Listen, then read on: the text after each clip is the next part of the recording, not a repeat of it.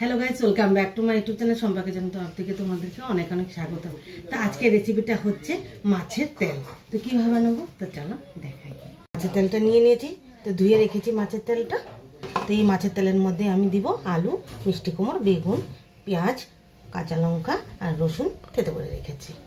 কড়াটা বসিয়ে দিয়েছি, তো কড়াটা গরম হয়ে গেছে, দিয়ে দিব রিফাইন তেল। অল্প পরিমাণে রিফাইন তেল দিয়ে দিব। তেলটা গরম হয়ে গেছে, তো দিয়ে দিব প্রথমে রসুন, পেঁয়াজ,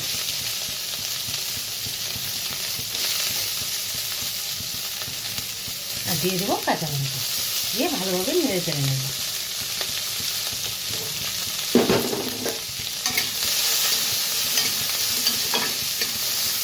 পেঁয়াজটা একটু ভাজা ভাজা হয়ে গেছে, দিয়ে দিব আলু, মিষ্টি কুমড়ো, বেগুন।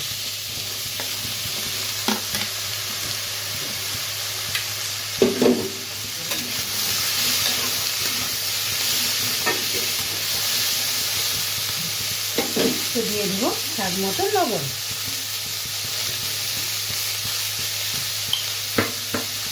হলুদ গুঁড়ো,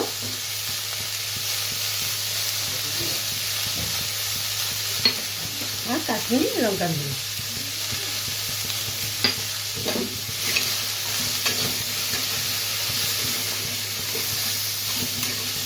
সবজিটা একটু মজে মজে আসলে দিয়ে দেবো মাছের তেলটা। তো কিছুক্ষণ সময় জন্য ঢেকে রাখবো। ঢাকনাটা উঠিয়ে দিই।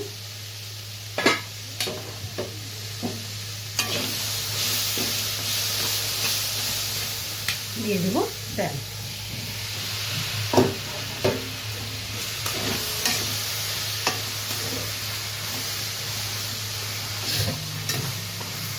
মাছের তেলটা আমার হয়ে গেছে, তো চলো এখন নামিয়ে নিই।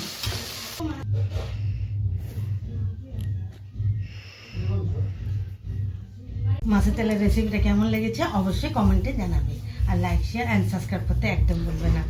বাই।